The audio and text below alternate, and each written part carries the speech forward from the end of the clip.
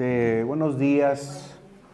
Estamos pues celebrando que Dios ha tenido gracia con nosotros y por su gracia y misericordia estamos cerrando un año más en nuestras vidas, un año más también en la vida de la iglesia, y esperando, confiando, teniendo la esperanza, ¿verdad?, de que Él va a hacer su obra, Él va a cumplir su propósito tanto para cada uno de nosotros como para la iglesia, ¿verdad?, como cuerpo de Cristo.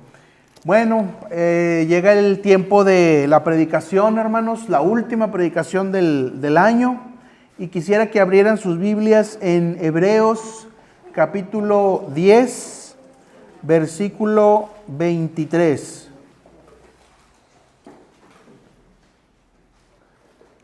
Hebreos 10, versículo 23, y la leemos todos juntos a una sola voz.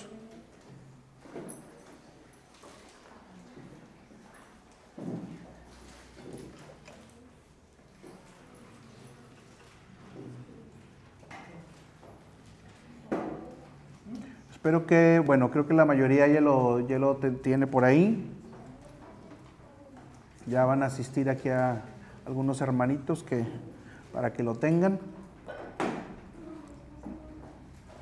Hebreos 10, 23. Amén, allá de aquel lado.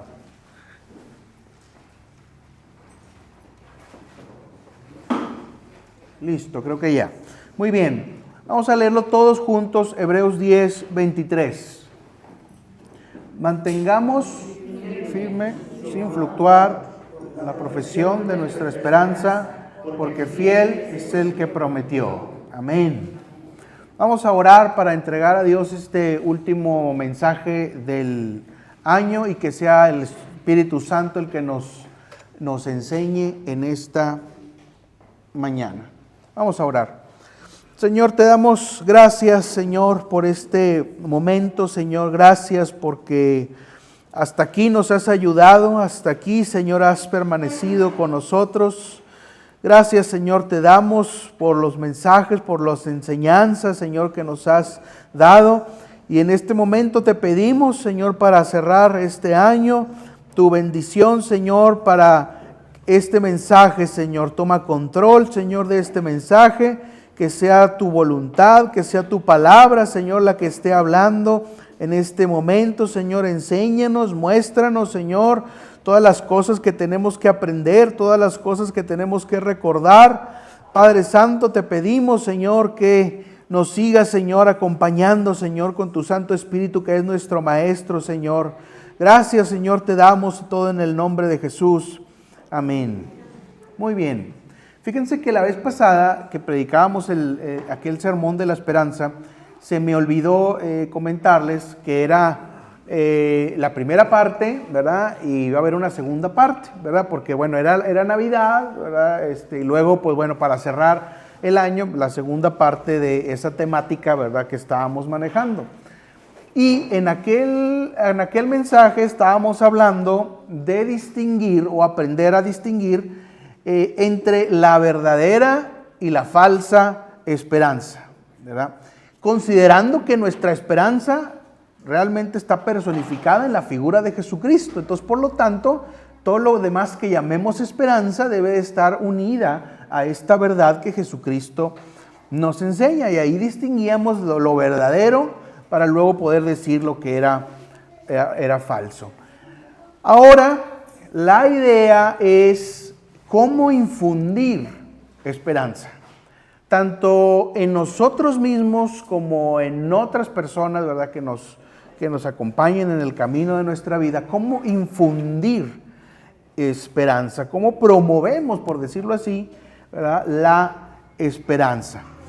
Y para infundir esperanza tenemos que tomar en cuenta de que no se puede infundir verdadera esperanza si no hay una relación sana y activa con el Señor Jesucristo, para empezar, ¿verdad?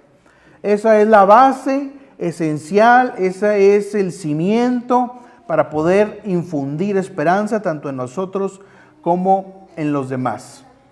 Entonces debemos de hacer cuanto podamos por salvaguardar, proteger nuestra relación con Dios, nuestra relación con Cristo, ¿sí? Ya que sin este paso previo, pues no podremos tener o saber lo que es la verdadera esperanza y mucho menos infundirla tanto en nosotros como en otros. Muchos carecen de esperanza simplemente porque les falta madurez en su interacción con el Señor Jesucristo, en la nivel de la oración o interacción con su palabra. No leen la palabra, ¿sí? Entonces, la idea de hoy es ir dando algunas pautas para poder infundir esta esperanza. ¿Y por qué seguimos hablando de la esperanza? Porque ahorita, como leímos, ¿verdad?, mantengamos firmes sin fluctuar la profesión de nuestra esperanza, ¿verdad? Para el próximo año tenemos esperanza en el Señor Jesucristo, porque Él es nuestra esperanza, porque fiel es el que prometió, Jesucristo prometido, y Él va a cumplir, y esa es nuestra fe, esa es nuestra esperanza, y por eso en este momento es más que oportuno seguir insistiendo en esta temática para el nuevo año que va a comenzar. Entonces, un punto importante para poder infundir esperanza es que debemos aprender a pensar bíblicamente. Tanto la falsa esperanza como la pérdida de la esperanza se dan por malentender las verdades bíblicas. Si deseamos infundir esperanza en nosotros mismos y en otros, debemos pensar bíblicamente acerca de la situación específica por la que estamos pasando. Debemos buscar en la palabra de Dios qué dice la Biblia sobre nuestra circunstancia o situación personal. Porque muchos tenemos la Biblia conceptualizada como el libro de la religión. El libro que dice cómo es lo que hay que creer de forma abstracta, ¿verdad? Y nada más. Pero la Biblia va más allá. La Biblia habla al interior del alma de cada uno de nosotros. Entonces, por lo tanto, debemos de preguntarnos, ¿qué dice la Biblia, por ejemplo, sobre la ansiedad? ¿Qué dice la Biblia, por ejemplo, sobre la administración de los bienes y el dinero? ¿Qué dice la Biblia sobre la depresión, los hijos o el matrimonio? ¿Sí? Porque habla de todo eso, ¿verdad? No sé si usted había estado consciente de este aspecto. Y tenemos entonces que buscar qué dice la Biblia. Si traemos una cuestión de ansiedad, ¿qué dice la Biblia sobre la ansiedad? Si traemos una cuestión de depresión, ¿qué dice la Biblia sobre la depresión? Tenemos que pensar bíblicamente buscando nuestra problemática en la palabra de Dios. Les voy a dar un ejemplo. El Salmo 3, versículo 13, si me hacen el favor de ir hacia donde está ese salmo. Salmo 3:3.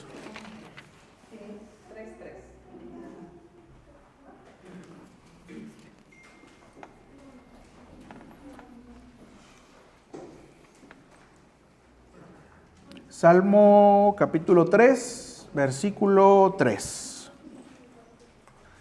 Dice así, espero que ya lo tengan ahí la mayoría. Muy bien. Dice así: mas tú, Jehová, eres escudo alrededor de mí, mi gloria y el que levanta mi cabeza. ¿Cuál es la característica de un deprimido, por ejemplo? La cabeza siempre agachada, ¿verdad? ¿Quién levanta la cabeza? ¿Quién levanta nuestra cabeza? Jehová, que es nuestro escudo. ¿Escudo contra qué? Contra los pensamientos que nos abruman en alguien que está pasando por una situación de ese tipo. Jehová es nuestro escudo alrededor de mí, mi gloria y el que levanta mi cabeza. ¿Sí? Entonces está hablando ahí de que una persona con esta problemática debe de buscar al Señor, debe de buscar la palabra, debe de buscar relación con el Señor Jesucristo para de esa manera recuperar una verdadera esperanza basada en la palabra, infundir esperanza. Otro punto importante para infundir esperanza es pensar bíblicamente acerca del carácter de Dios. ¿Por qué digo esto? Porque mucha gente tiene ideas distorsionadas sobre lo que es Dios. ¿Cómo es eso de ideas distorsionadas? La gente pierde su esperanza porque conceptualiza a Dios como el ogro cruel que está esperando que te equivoques para ponerte el dedo. Ándale, ¿verdad? Ya te equivocaste, ya te pesqué, ya te condené, ¿verdad? Y mucha gente piensa así de Dios, ¿sí? Otra gente piensa de Dios como un Dios caprichoso que juega con la vida de la gente. No sé si han visto esas películas antiguas de los dioses griegos del Olimpo, así de Hércules y de Perseo, ¿verdad? Que están los dioses del Olimpo así moviendo las piececitas y divirtiéndose. Ay, mira, este ya lo hice enojar, y a este ya lo matamos. Y están así los dioses del Olimpo comiendo unas uvas mientras ven ahí, ¿verdad? Hay gente que se imagina a Dios así, ¿sí? Como que alguien que se divierte con la vida de los demás. ¿Sí? Y van por la vida pues rechazando al Señor porque tienen esa idea y por lo tanto no tienen esperanza. Otras personas conceptualizan a Dios como un buen tipo, buena onda, que te pasa y te permite y te tolera todos los errores habidos y por haber, porque es buena onda, ¿verdad? Porque es amor. ¿Sí? Y por lo tanto permiten el pecado en sus vidas y el pecado hace lo suyo, y por lo tanto se van a encontrar en una situación donde van a tener falta de esperanza. U otras personas que conceptualizan a Dios, ¿verdad? Como un abuelito, ¿verdad? Que sermonea, pero que nadie le hace caso, ¿verdad? Ay, déjale, es el abuelito, ¿verdad? Que está diciendo, ese viejecito con barbas así, que dice una cosa, pero nadie le hace caso. No, hombre, déjalo que hable, ¿verdad? Déjalo que hable, ¿verdad? Dile que sí, ¿verdad? Y ya, pues como quiera al cabo que acá nosotros sabemos qué onda y sabemos cómo está la cosa. Bueno, entonces la gente también conceptualiza a Dios de esa manera. Entonces tenemos que ver, y es todo un tema, ¿verdad? Podríamos predicar un montón de sermones sobre esto. ¿Cuál es el concepto bíblico del carácter de Dios? Y el carácter de Dios nos habla de un Dios amoroso, nos habla de un Dios justo, nos habla de un Dios interesado en nuestra vida, nos habla de un Dios que nos tiene un propósito para bien, nos habla de un Dios que tiene una voluntad buena, agradable y perfecta, ¿sí? Nos habla de un Dios lleno de misericordia, ¿verdad? Y esos son los conceptos bíblicos de una imagen correcta de Dios. Y una imagen correcta de Dios, de acuerdo a la Biblia, nos infunde esperanza, ¿sí? ¿Qué otra cosa nos infunde esperanza? Pensar bíblicamente acerca de las posibilidades buenas de la vida. Mucha gente pierde la esperanza porque solo ve el lado negativo de sus circunstancias. No es capaz de reconocer las posibilidades buenas que existen alrededor de su situación en la que está viviendo. Solo se concentra en los problemas, solo se concentra en el dolor, solo se concentra en la ausencia de algo, solo se concentra en la falta de, pero no está viendo lo que Dios desea formar en él o en ella, lo que Dios desea cumplir a través de esa dificultad, lo que Dios desea enseñar a través de ese dolor. Eso no lo ven, eso mucha gente no le presta atención, no le interesa, ¿verdad? Porque está muy ensimismada, rodeada de lo que desea, de lo que quiere, de lo que percibe que debería ser la vida y que no es. Y por lo tanto la conclusión es, no hay esperanza para mí. Pero Dios nos saca de nuestra acostumbrada comodidad para algo. No estoy hablando de alguien que comete pecado y le vienen un montón de problemas. Eso sucede porque la persona es desobediente, no. Sino cuando hay pruebas que aunque no hemos pecado, están ahí y Dios nos saca de esa comodidad o de ese estado con vistas a un crecimiento y a un propósito mayor. Vamos, por favor, acompáñenme a la carta del apóstol Santiago, capítulo 1, versículo del 2 al 5. Acuérdense allá, primera de Timoteo, segunda de Timoteo, Filemón, Tito, y luego ya Hebreos y luego Santiago. Santiago 1, versículos del 2 al 5.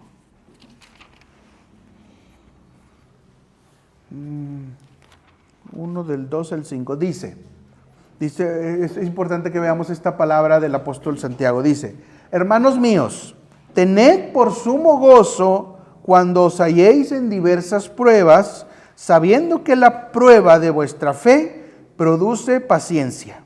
Mas tenga la paciencia su obra completa para que seáis perfectos y cabales sin que os falte cosa alguna. Y si alguno de vosotros tiene falta de su sabiduría, que la pida a Dios, el cual da a todos abundantemente y sin reproche, y le será dada. ¿Cómo es que puede Santiago tener a las pruebas con motivo de gozo? O por motivo de gozo. Alguien va a decir, ay, no, hombre, yo no quiero ser masoquista, yo no quiero sufrir. Bueno, así dice la gente que no tiene una comprensión bíblica de todos los aspectos. Y no es que el gozo sea la adversidad en sí. No es que el gozo sea que me tropiece y me quiebre un hueso. Y qué gozo, qué gran gozo. Pues no, ¿verdad? Nadie va a estar gozoso, ¿verdad? Así en el momento. Pero cuando dice el apóstol, tened por sumo gozo, ¿qué es lo que Dios va a hacer?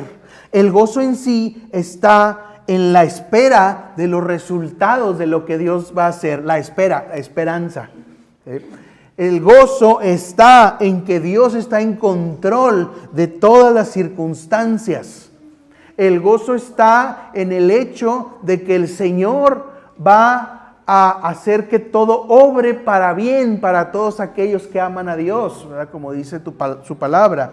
Ahí está el gozo que dice el apóstol, ¿verdad? No en quebrarme un hueso, ¿verdad? No en caerme de las escaleras, ¿verdad? O sea, no es el entendimiento, sino esto que les comento. Y cuando hay prueba, Dios quiere que desarrollemos paciencia. Y la paciencia, cuando hace su obra completa, dice aquí la palabra, para que seáis perfectos y cabales.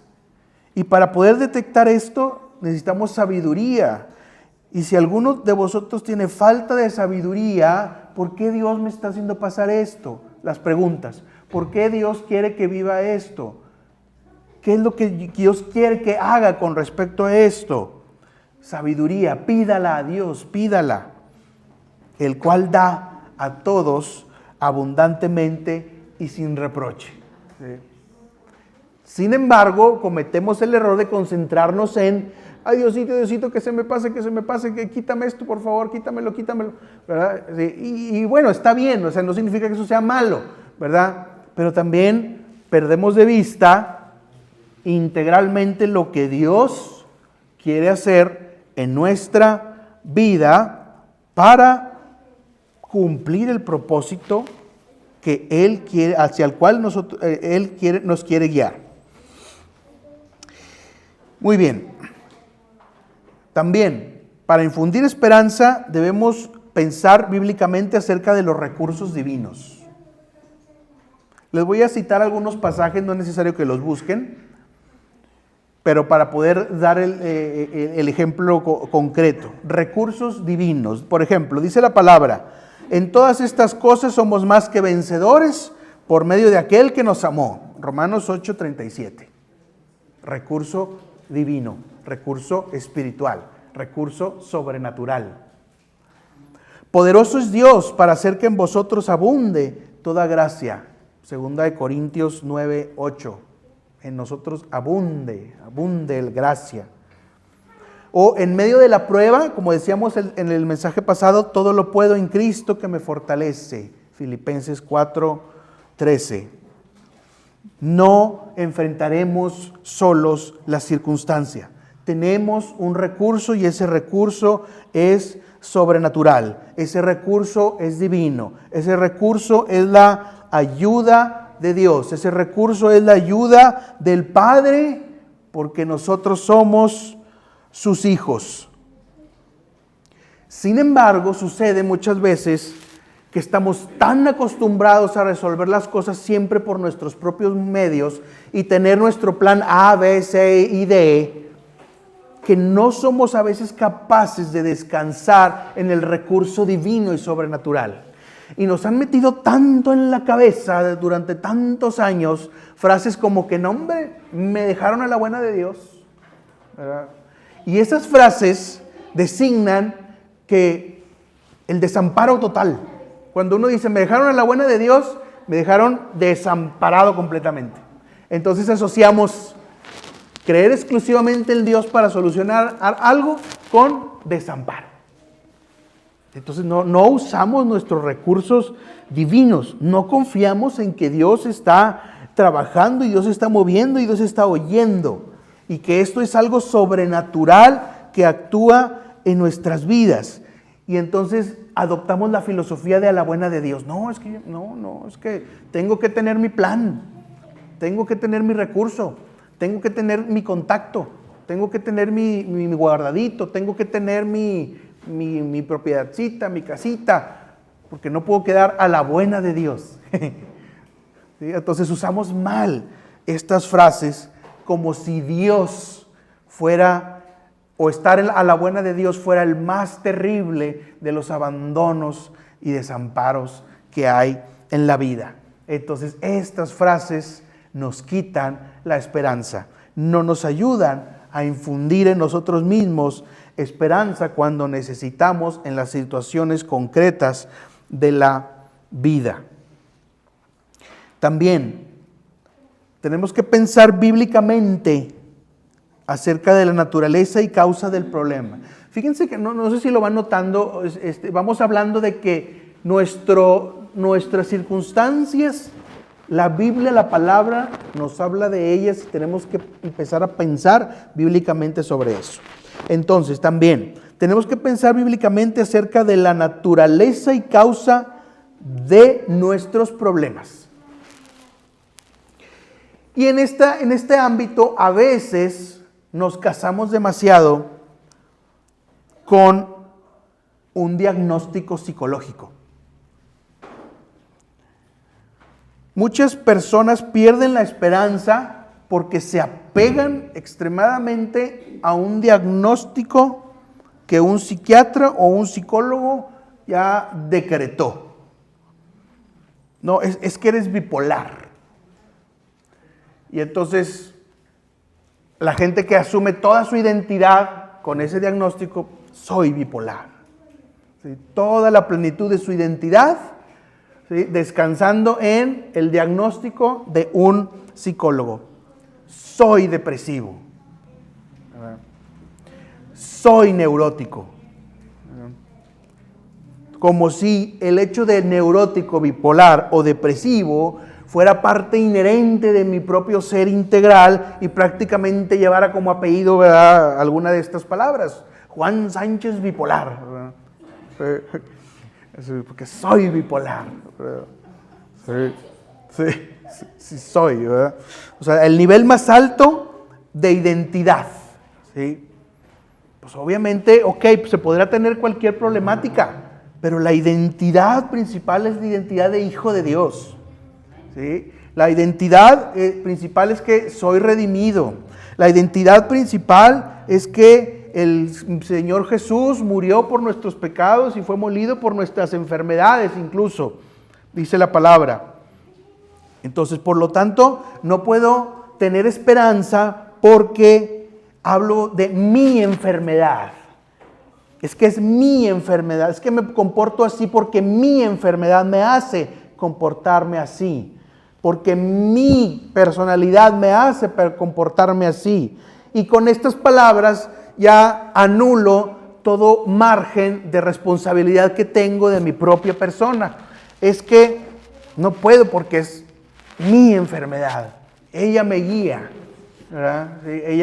Ella me hace hacer esto. Discúlpame, no soy yo, ¿verdad? Es mi enfermedad. Entonces, estas palabras, este lenguaje, ¿verdad?, nos hace perder la esperanza y no nos sirve para infundir esperanza.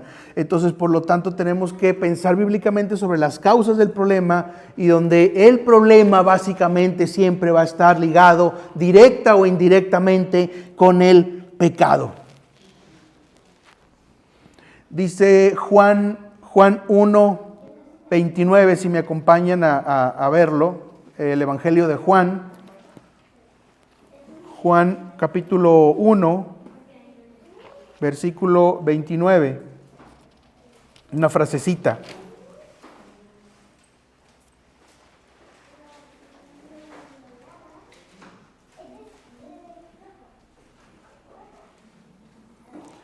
Juan 1, 29 dice así: al día siguiente vio a Jesús que venía hacia él. ¿Quién veía? Era Juan el Bautista. Y dijo, Juan el Bautista dijo: he aquí el Cordero de Dios que quita el pecado del mundo. Quita el pecado del mundo. ¿Cuál es el concepto que tenemos del pecado? Es que a veces tenemos el concepto de pecado como de que estábamos en el buró de crédito. O sea, en una lista negra así desagradable. Jesús murió por nosotros y se borró nuestro nombre de la lista negra. Y eso a veces entendemos por pecado, ¿verdad? Por ahí le hice una mala cara a alguien, se puso ahí un pecadito, vino Jesús que quitó el pecado del mundo y nos borró de esa listita negra y pues decimos, muchas gracias, ¿verdad? ¿Sí? Pero eso se queda muy corto de lo que es el pecado, porque el pecado va más allá de aspectos únicamente metafísicos o místicos. El pecado vive en nuestro carácter. El pecado vive en nuestras relaciones interpersonales. El pecado vive en nuestros pensamientos. El pecado vive en nuestras enfermedades, ¿sí? Y en todo nuestro mundo, de ahí se expande. Entonces Jesucristo, el Cordero de Dios que quita el pecado del mundo, no lo quita de una lista, no lo quita de un buró de crédito, lo quita de adentro, del corazón del hombre, de la mujer, ¿sí? Entonces es ahí donde tenemos que conceptualizar nuestros problemas, aunque incluso cuando nos victimizamos, estamos teniendo alguna relación indirecta con el pecado, porque queremos atención para nosotros, queremos ser nosotros los que seamos el centro del universo y que nos pongan atención y que por lo tanto todo gire en torno a nuestra problemática. Y aunque juguemos un tanto al papel así de, es que yo he sufrido tanto, aún eso tiene carácter pecaminoso. Y eso es lo que quita el Señor Jesucristo. Eso es lo que vino a quitar ese Cordero, ¿sí? El pecado de adentro, porque dice la palabra, no es lo que el hombre come, sino lo que sale del hombre, lo que contamina al hombre, porque lo que sale viene de su corazón, de sus malos pensamientos, de sus malos deseos, y eso es lo que causa tantos problemas. Entonces, la problemática siempre va a tener relación directa o indirecta con el pecado, pero tenemos a Cristo. Esa es nuestra esperanza, que Él quita el pecado del mundo y no nomás nos borra de una lista, transforma nuestro ser, transforma nuestra persona en un nuevo Adán. Ahí viene el concepto de la santificación. Por eso nos santificamos, porque somos transformados a la imagen de Cristo. Muy bien. Otro punto sobre que las personas se les dificulta infundirse esperanza y infundirla a otros es la forma en cómo describen sus dificultades. Y vamos a ver aquí 3 ejemplos de ello. El ejemplo clásico de muchísimas personas es decir no puedo. no puedo. Y cuando dicen no puedo cambiar, no puedo perdonar, no puedo hablarle, no puedo esto y lo otro. Cuando dicen no puedo, hay varias cosas ahí que pueden estar escondidas. Probablemente están queriendo decir no quiero. E implica eso rebelión y desobediencia a la palabra de Dios. Y pues no va a haber bendición ahí. A veces implica no entiendo los recursos que Cristo me da. No sé cómo aplicar los recursos de la Biblia. También ese no puedo a veces puede significar no sé cómo hacer lo que la Biblia me dice que haga. ¿Sí? Entonces ese no puedo puede significar estos aspectos. También hay otra frase muy común. Mi esposa, esposo, hijo, hermano, póngale lo que usted quiera, me pone furioso. Es que me saca de quicio, me saca de mis casillas. Es que el culpable es él o ella, porque no lo aguanto. Y aquí que tenemos que finalmente somos nosotros los que escogemos el enojo como manifestación ante la conducta del prójimo. Es una cuestión de elección. Elegimos el enojo. Porque esta declaración, mi esposo, esposa, hijo, hija me pone furioso, implica que somos nosotros la víctima, somos nosotros los que somos merecedores de conmiseración y que por lo tanto nosotros debemos ser ayudados y no hay nada que podamos hacer nosotros mismos para resolver esa circunstancia. Y esto es la estrategia muchas veces inconsciente de muchos de nosotros. Me pones furioso. Quien se enoja debe entender y creer que con la ayuda de Cristo podrá aprender a responder correctamente a pesar de las provocaciones. Vayamos por favor a Santiago, no está muy lejos de ahí de Juan de donde estábamos.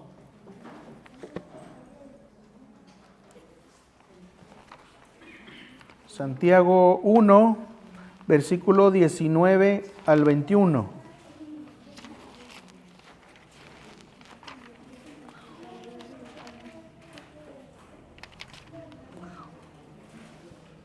Santiago 1, versículo 19 al 21. Dice así: por esto, mis amados hermanos, todo hombre sea pronto para oír, tardo para hablar, tardo para airarse, porque la ira del hombre no obra la justicia de Dios. Por lo cual, desechando toda inmundicia y abundancia de malicia, recibid con mansedumbre la palabra implantada, la cual puede salvar vuestras almas. Pero fíjense, es muy interesante la primera parte, o sea, pronto para oír, tardo para hablar, tardo para airarse. Pero lo aplicamos al revés, aplicamos lento para oír, lento para hablar, pronto para airarse. Así lo entendemos, ¿verdad? ¿Sí? O lento para oír, pronto para hablar y pronto para airarse, ¿verdad? Así es a veces lo que terminamos haciendo, ¿sí? Pero aquí nos dice la palabra, ¿sí?, que el carácter de Cristo es la mansedumbre. Venid a mí todos los que estáis trabajados y cargados, y yo os haré descansar, porque soy manso y humilde de corazón. ¿Sí? Por eso dice, desechando toda inmundicia y abundancia de malicia, y recibid con mansedumbre la palabra implantada, la cual puede salvar vuestras almas. Y cuando hablamos de almas, no estamos hablando también de algo esotérico que va a ocurrir ya cuando nosotros nos fallezcamos, sino algo que va a ocurrir desde el momento en que estamos viviendo una vida en Cristo día con día. Hay otra frase que la gente comenta, ¿verdad?, para describir sus dificultades. He tratado de todas maneras, pero todo es inútil. Todo. Ya lo intenté todo, ya hice todo. ¿Qué es todo? Todo. Todo. Ya no queda nada más que haya intentado y ya todo es inútil. Bueno, las personas que normalmente dicen o manejan mucho este lenguaje, es probable que en realidad solo hayan hecho o intentado lo que les era conveniente o cómodo. Entonces, todo lo que les era conveniente, que no los incomodaba, ya lo intentaron. Pero aquello que les va a requerir un mayor sacrificio, una mayor incomodidad o salir de su zona de confort, no lo han intentado, ¿verdad? Pero pues en ese todo, pues ahí las personas se acomodan. ¿Por qué? Porque tal vez no quiere renunciar a un pecado que le es placentero o que le da ventajas. El ejemplo de llamar la atención, por ejemplo. Una persona que tiende mucho a hacer escándalos para llamar la atención y la gente le pone atención a raíz del escándalo que hace, pues obtiene ventajas de su conducta a las cuales no quiere renunciar, pero esa persona puede decir, ya lo intenté todo, ¿verdad? Y me sigue dando el soponcio, ¿verdad? Y quiero que todos estén a mi alrededor, ¿verdad? Bueno, entonces así sucede en muchas ocasiones, y esto no nos ayuda a que nos infundamos esperanza, y obviamente nos hace perder la esperanza. Estas personas puede que no tengan una idea bíblica acerca del tiempo de Dios, acerca de los momentos de Dios o el plan de Dios, y estas personas tal vez estén buscando resultados inmediatos. Estas personas que mencionan, ya lo intenté todo, tal vez también solamente han intentado aquello que ellos perciben que puede resultar rápido, pero tal vez no han intentado el camino más lento, el camino donde hay que tener fe, confianza y esperanza en Dios, y que no siempre se refleja en resultados inmediatos.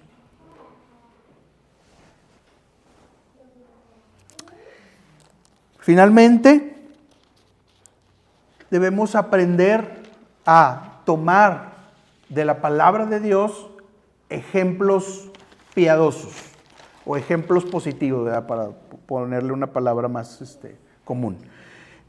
Vamos por último a Romanos 15.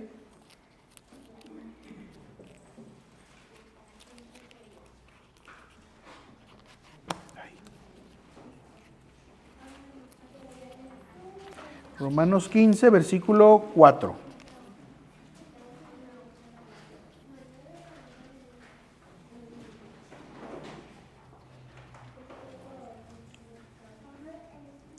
Romanos 15, versículo 4.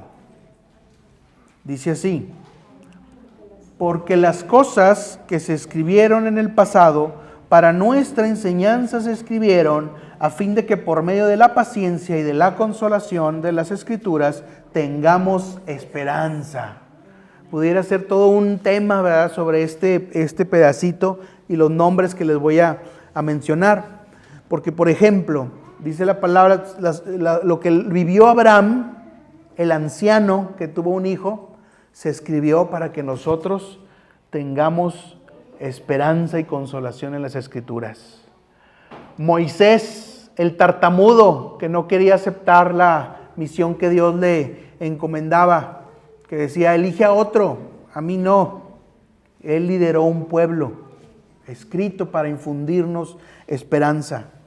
David, el hermano más chico, acomplejado, cuidando ovejitas, siendo pastor. David fue un rey, escrito para nuestra esperanza. Elías, el profeta depresivo que le dijo a Dios: ya estoy cansado hasta la muerte, ¿verdad? Ya quítame la vida, Dios, porque no soy nada especial, y venció a 400 falsos profetas. Eso se ha escrito para nuestra esperanza.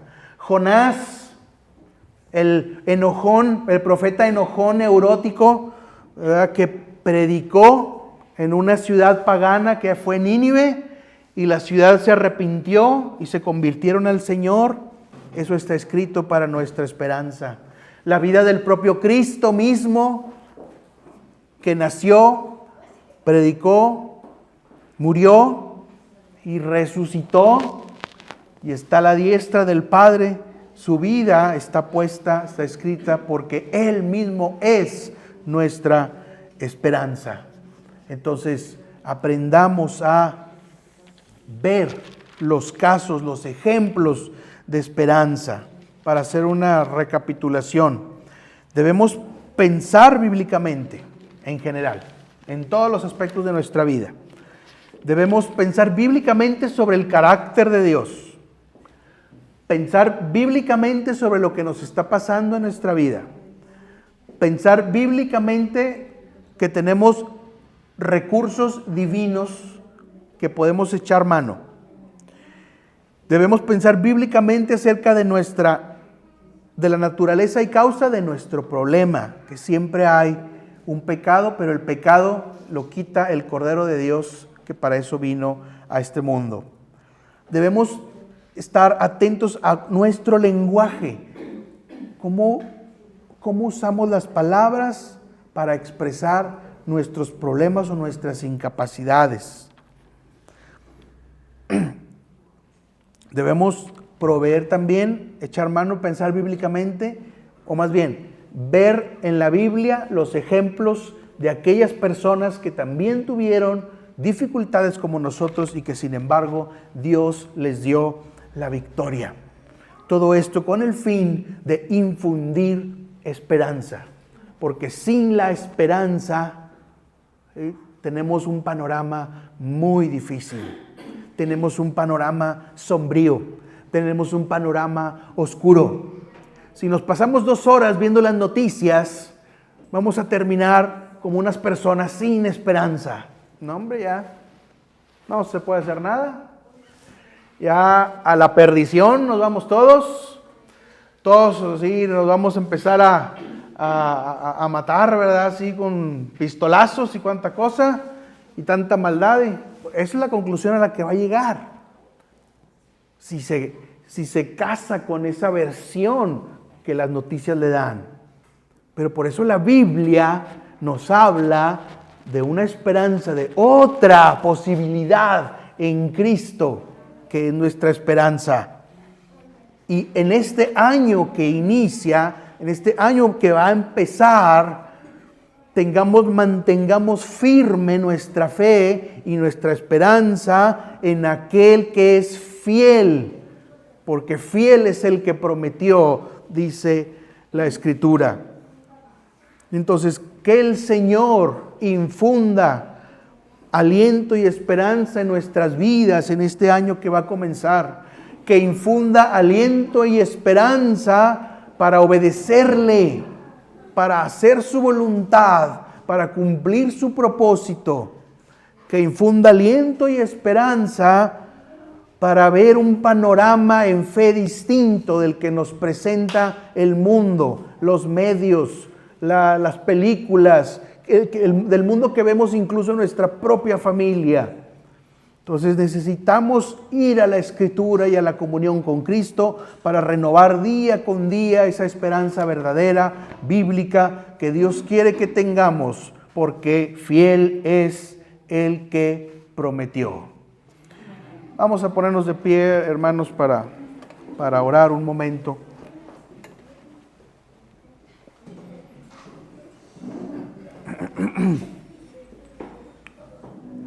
Muy bien, vamos a cerrar nuestros ojos para dirigirnos al Señor y dar gracias.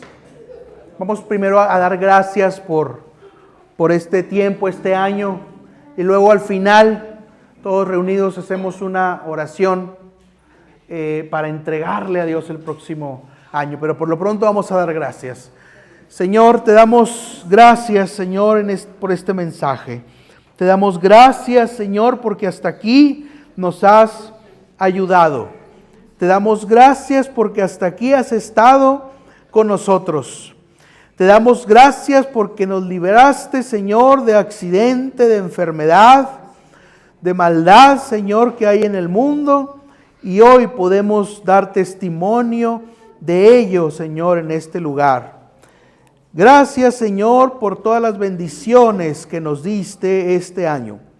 Gracias, Señor, porque aún sin merecerlo, Señor, tuviste la misericordia de seguirnos respaldando, Señor, durante todo este año, Señor, que termina. Gracias, Señor, te damos, Señor, porque estamos, Señor, con bien. Gracias, Señor, te damos porque aún en las pruebas estuviste con nosotros. Y nos mostraste tu respaldo, y nos mostraste tu misericordia, y nos mostraste tu perdón, y nos mostraste, Señor, que podemos contar con los recursos divinos de gracia que tú pones a nuestra disposición como hijos tuyos, porque son regalos que solo tus hijos pueden reclamar, Señor, y no cualquier persona que va por ahí. Solo tus hijos, Señor. Y que, Padre, te damos gracias, Señor, por la identidad que nos has dado. Identidad de hijos de un rey. Identidad, Señor, de hijos redimidos tuyos, Señor. Porque, Padre, Señor, antes que cualquier cosa, somos hijos de Dios. Somos tus hijos, Padre, porque somos redimidos por la sangre preciosa del Cordero que vino a quitar el pecado del mundo. Gracias, Señor, por ello. Y Padre, ante cualquier circunstancia, ante cualquier problema de depresión, Señor, o de angustia o de diagnóstico que alguien diga, Señor, que nuestra primera referencia de identidad seas tú, Señor. Que somos hijos tuyos, que somos ciudadanos del cielo, que tenemos una patria celestial, que esa sea nuestra principal identidad, Señor. Y no de que soy depresivo, soy bipolar, soy neurótico, soy un bueno para nada, Señor. No, porque tú no has puesto, Señor, a tus hijos con ese propósito. Tú has puesto a tus hijos con tu voluntad, Señor, con un propósito que es bueno, agradable y perfecto, Señor. Padre, Señor, una vez más te damos gracias, Señor, por el fin de este año, Señor, que está a punto de terminar. Gracias, Padre, por todas tus bendiciones. Gracias, Padre, Señor. En ti confiamos, Señor, para lo que viene. En ti confiamos, Señor, para lo que viene, para la iglesia, Señor. Resguárdanos, Señor, y ampáranos, Señor, a cada familia, Señor, de esta iglesia. Te lo rogamos. Todo esto que te decimos en el nombre de Cristo Jesús.